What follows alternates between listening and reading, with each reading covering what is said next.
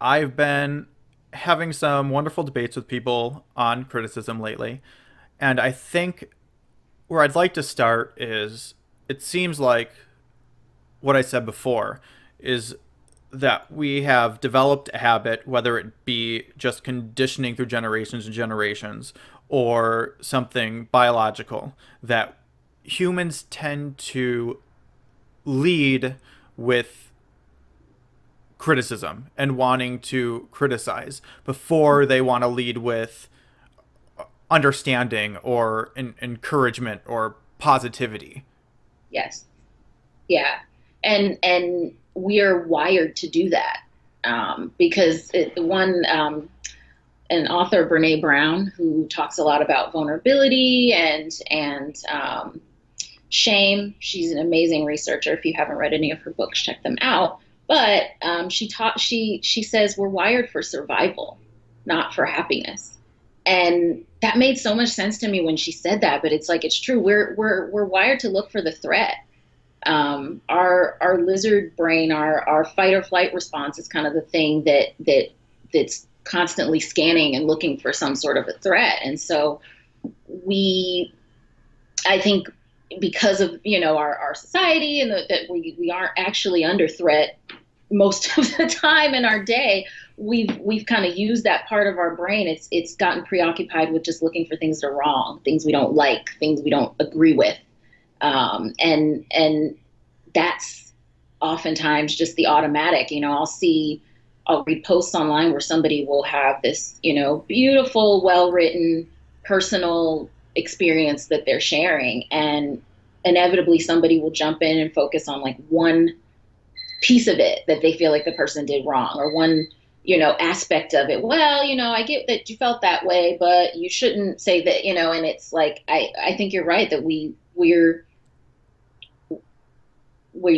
constantly looking for the criticism, and it creates a vacuum where we're not able to actually discuss anything, because we're constantly focused on the things that don't really connect us in the space where we're not going to be able to find any common ground. So it's like we're having these discussions, but they're not going anywhere.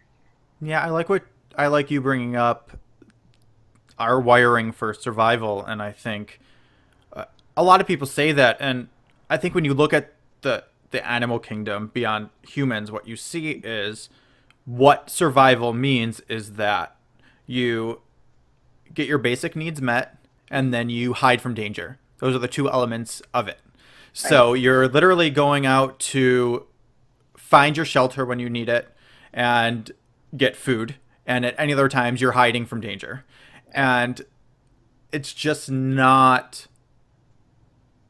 Yes, if you're in a place where you need to survive, that's what you have to do. But most humans Right. are not at that stage. And it's just a pattern of constantly moving backwards because Yep. you're retracting, you're hiding, as opposed to moving forward. And I was saying this to someone the other day. They were saying, well, how can if there's no criticism, how can things improve? How can art be good if no one's criticizing them, Mm. artists? If there's no criticism, then anyone can produce anything, and then it's just what it is. There's no desire to do better. And Mm. my response was that I can't actually think, as an actor, as a writer, I can't think of any time where I've really gotten better or moved forward through Mm. criticism. It's always been through encouragement and inspiration. It's something someone does that's so great that inspires me that I want to be just as good as or better, or just not mimic, but use in my own way to express myself. Those are the moments that really propel me forward. It's not the criticism just makes me want to hide. Right. Right. Well, and I think the criticism makes you want to hide and withdraw. And the encouragement is, obviously that's what makes us want to move forward. But I think that the other piece that was interesting to me when you said that person's argument was like, well, how is anything ever going to be good? How is anything going to get better or improve if we don't criticize? And I was just thinking, well, who's to say whether it's good or not? Like who Right. decides what's good? Who puts the value on things? And so I think that's also part of it, is that we are constantly assigning value to things rather than just looking at them, rather than just taking it in, rather than just experiencing. We are also trained to evaluate and to judge. And so it's like, well, how was there ever going to be good art if people aren't criticized? Well, people make art and people do what they're doing, and that's their own personal experience. But this kind of need that we have to have things be that we where we can rank it. I think that's also a part of the problem. So we're wired to look for the problems, and then we're also wired to categorize and judge everything: good, bad, right, wrong. Yeah, and I think it's like everything. It's a lack of mindfulness in that so many people, the vast majority of people, feel like their opinions are something that happened to them, not something that they pick and choose. Yes. So Yeah. I had a lot of people. Some Yeah. people were talking about cr- criticizing movies, and I brought up that I just know a lot of people who they decide if they're going to like the movie before they even go. Like I Oh. can tell you based on how they're talking, Mm-hmm. how they're going to care, how they're going to like the movie, and then Mm-hmm. every time they come back and tell me how they felt, I already knew based on how they were talking before they went. And Yeah. you made that choice. You made the choice to go in and look for all the things that were wrong, that Mm-hmm. you thought were wrong, as Mm-hmm. opposed to going in and looking for things to inspire you or looking for things to enjoy. And yes, there's going to be varying levels based on, cuz art is about emotion and what you Yeah. connect to. So it's not about you needing to connect to everything. Some things based on your experience you're going to connect with, and some things you're not. But for me, I never see a movie and come back and be like, that was a terrible movie. Because even if I wasn't as connected to it as some other film, I appreciate it that for two reasons: that someone actually put their emotion and made it into that art, and two, that other people who had different experiences from me can have a cathartic experience or an Mm-hmm. empathetic experience through that art.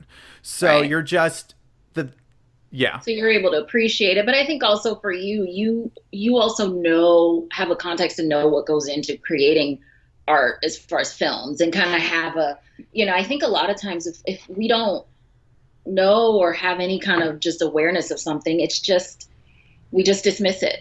It's Yeah. just easier to dismiss these things. And so it's like people don't go to the movies and see that if it's a movie they didn't love, that, well, somebody still, created this and put their heart into it and wrote this script and, all of it. It's like, it's just, I don't want it, so it's trash. I Right. think that's where we've kind of gotten. And I don't know. I mean, I feel like there's just the immediacy of our culture now with online and stuff. Like it's so easy to just, nope, don't like it, get rid of it, on to the next. I mean, you look at like the dating apps where you just swipe people away. Nope, don't like Right. you, don't like you. It's like we've gotten so conditioned to just only be exposed to like things that we enjoy, and that's a little, I don't know. I don't know. I feel like that's a little. Yeah. I feel like there's a problem with that. Yeah.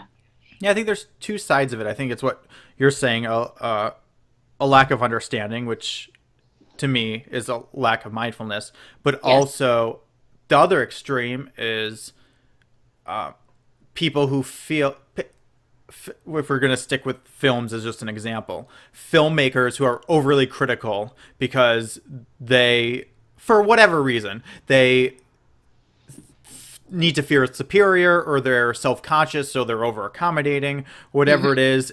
And there's also in Buddhism, in Zen, there's a concept called the beginner's mind.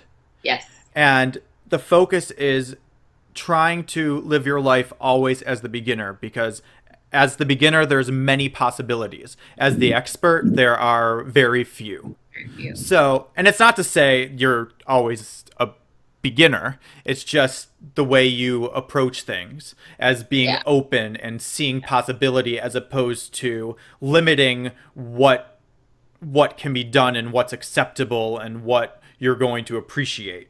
Right. Yeah, because when you approach things from beginner's mind, you're just more open. You are allowing the experience to inform you rather than your what you already think about it to kind of inform you going into it. That's something that I talk to my clients about a lot of times when they're approaching something like just try going into it with a beginner's mind. And, what was it like the first time you went into a room and did, I don't know, just kind of trying to help people kind of reconnect to that. Cause I think that you're right, that expert mind or that, need to know or need to be the one who knows mind is so limiting, Hmm. and when we're in that place again, we can't communicate because nobody's letting anything in. And I think that that's kind of where I think not everybody, but going back to the kind of different camps right now, I think there's a lot of people that are in opposite camps, but in the same kind of just not like I already know this is wrong. Boom, not letting anything in. Yeah, and I think too when talking about criticism is uh, it's it's like so many other things where criticism is for me a tool, and it's about how you use that tool. So what most people tend to do is criticism is a negative thing. You look for what's wrong, what needs to be fixed, what needs to be improved, as Mm-hmm. opposed to having constructive, positive criticism, which is Mm-hmm. possible. I remember it was interesting because in undergrad, I had many, many teachers in acting school say that when I go see theater or I go see a film, as an actor, my job is no longer to just go to enjoy it. It is to be critical. Hmm. And what I found Interesting. as being young, when I would do that, I was just hating everything and not enjoying even acting myself. Like I was just becoming very bitter Mm-hmm. towards the whole process. And then I moved to Los Angeles and started training with Warner Laughlin, and a big part of them is this positive criticism. So the first thing you do is say the things you liked, and then you would say the things you would pretty much just add to it. You Uh-huh. wouldn't you would say like, "Oh, I really love this moment. I would love if it maybe went in this direction as a Yeah. possibility, like just as Uh-huh. another option to play with it." And then as a creative, you go, "Oh yeah, yeah, yeah," because I could do it this way, that way, this, and your imagination's going off as an artist, as Right. opposed to if they just said, "Well, it was kind of slow and you should speed it up." Right. And I have two options there. I either go, "Okay," or I go, "Nope." As Mm-hmm. opposed to through the positive, I had Right. all these positive emotions as a response and went into this creative place instantly. Yes. So, and it's not just art. I mean, that's in everything. It's in politics. Imagine if people, instead of just attacking politicians and saying everything they hated about what they're voting for and the bills they're presenting, went, okay, like these parts, Mm-hmm. so let's add to this and make Mm-hmm. it better from Mm-hmm. there, because you have the implied, the negative is almost implied in it, but you're Right. choosing to come at it from a positive place. And what I noticed is, yeah, I was doing it in acting class and it started to filter into my entire life, and I was Mm-hmm. just much more positive, much happier seeing things, because even with going back to seeing films, I now go, and things that don't resonate with me, I get, the first thing I'll do when I talk to someone is list the things I liked about it.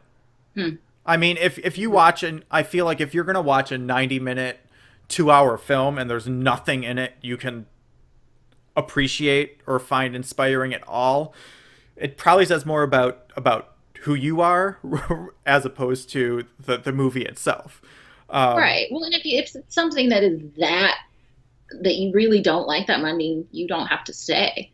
And like, yeah, you can end the experience. I think right. sometimes we almost have this like it's fun to complain, and so it's almost like Mm-hmm. we look for the things that we don't like so that we can like complain about it. It's like you see people who will go intentionally buy a ticket to see a movie that they know they're not going to like, and just so that they can like rip it to shreds. And I think that's when we're in that negative space, and that like negative emotion feeds on itself, and so it can kind of just create this need to like, to feed that, because I think probably there's, some sort of insecurity in our own lives that we're not wanting to look at. And so it's so much easier to look at something else like that's wrong. That's not, I think that's where a lot of that comes from, is that kind of our own desire to check out from our own stuff leads us to be extremely critical in a negative way of others. And I Right. think you're right that there is a distinction between positive and negative criticism. You can be critical and be positive. And I don't think that, when you said that, I was like, oh yeah, there's a way to be critical and have it be positive, but it's almost like we don't even like we just don't even like we can't we don't even realize that there's another, that criticism is not only negative, and Right. even like the term constructive criticism, it's like, well, constructive criticism is still oftentimes negative. It's just the person who's telling it has decided that you need this anyway. Right. So I'm going to Yeah. tell you because you need this, but it's still usually coming from like a that's wrong, that needs to, this needs to be worked on kind of place. Yeah. um, and I know for me, even just thinking about like jobs that I've had in the past, when you have a supervisor who's super encouraging and tells you positive things, and like, gives you a review that has, like personal things that they've noticed that you do, and personal positive criticism, then it's so much easier to, take the, okay, and we'd also like you to work on this, or, you know, whatever the other side of it, it's so much easier to take in when we're not on the defensive, when we're feeling encouraged, and we're able to receive if there is something where you just have to like tell somebody, because at a job you may not be able to like, you know, have it all be positive. You might have to say, and we really need you to also show up on time. You know what I Right. mean? And so, Yeah. but even in that space, you can still be encouraging in the way that you deliver the criticism. Yeah. And I think that's the thing I'm thinking about is people say it, and we heard it all during the election was say it like it is. And people always are like, well, I'm just saying it like it is. And it's very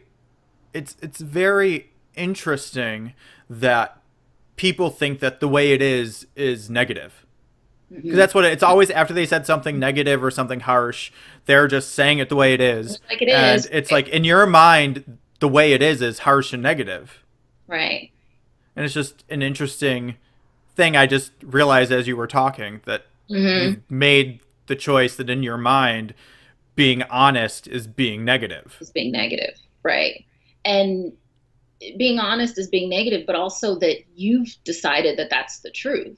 So you're saying I'm telling it like it is. Well, it is to who?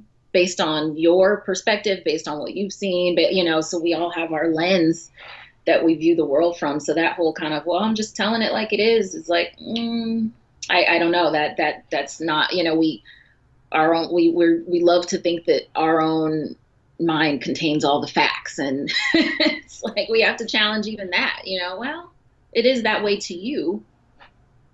Yeah. So It's interesting too because when I discuss criticism and I use the film analogies, there's always at least one person who counters me by saying, "Well, it's a great it's just a great way to vent. If I hate it, I'll go see a movie I know I'm going to hate so that I can vent about it online because it makes me actually feel good. So it's not a negative, it makes me feel good." And the interesting thing about it is it's you were kind of hinting at it earlier is yeah, it may make you feel good in that moment. very moment, Right. but what is it doing to the rest of your life? Right. Like if you're creating a pattern where you're very negative and the first thing you do when you go see a film or you're choosing to spend an hour and a half to 2 hours and And you're like 20 going bucks with a ticket, I damn near. know, right?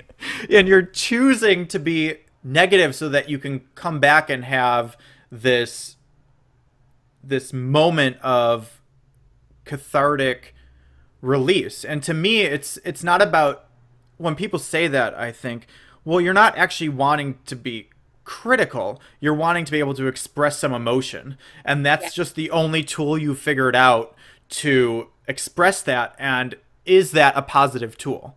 Can you Mm, find a better tool that's going to create patterns that allow you to thrive and be positive through the rest of your life, the things you do?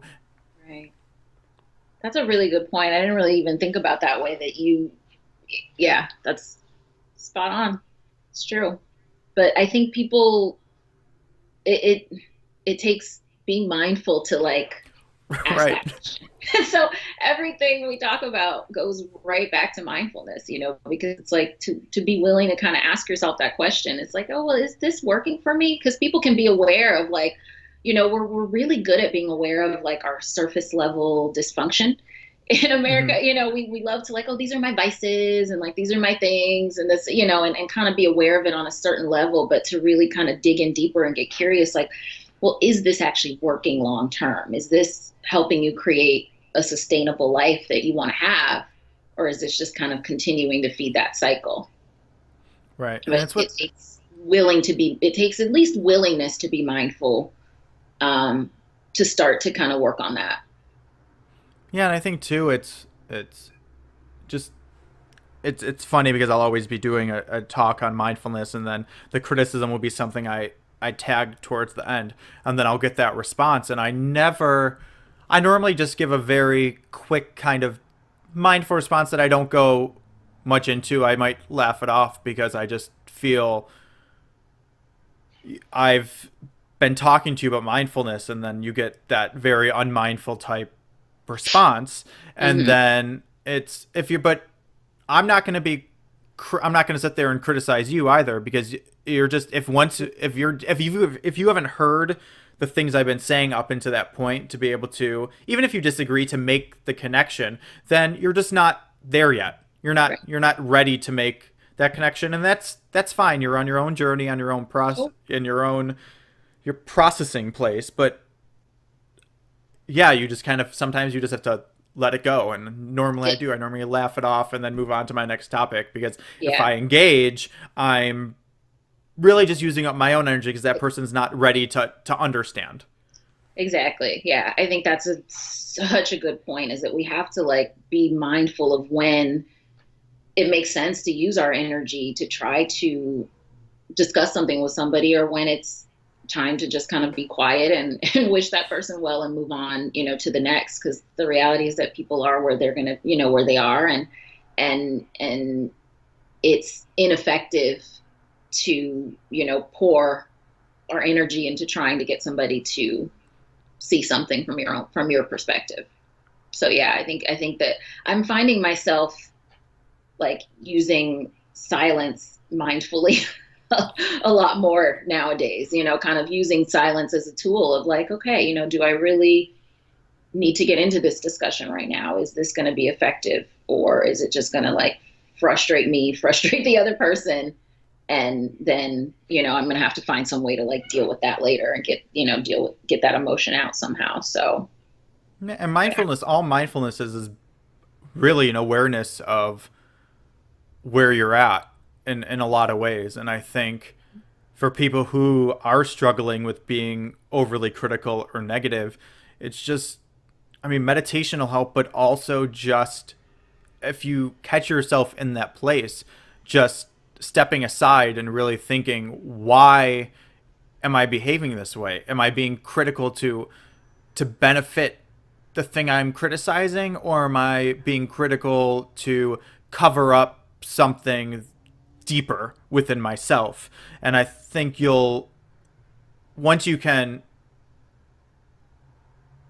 kind of take notice of what's happening as it's happening, you're on the way to be able to change that habit, Mm-hmm.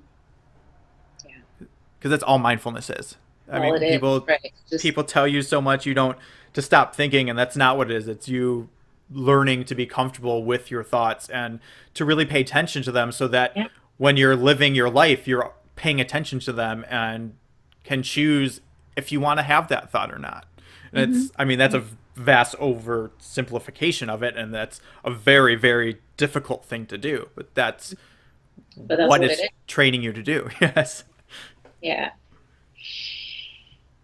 Well, anything else? No, I think that's a great place A good to place to start. end. Yeah, or Did to you, end. did I you know. say I feel like yes, because I'm gonna go meditate now, and I'm in that place. So nice? I'm like, Yeah. Did you want to do a quote? yes. I'm gonna do the. We said it a few weeks ago when we did the Meryl Streep quote, which is actually a Carrie Fisher quote, which Mm, is, "If you have a broken heart, make it into art." And I think it's very relevant to what we've been talking about, and I love it. yeah, that one's awesome. I love it too. Awesome. Well, have a wonderful night. And don't You? forget to follow us online on Twitter. I'm at Jayme Woj. I'm at Mindful Marilyn. Thank you guys so much. Thank you. Good night. Good night.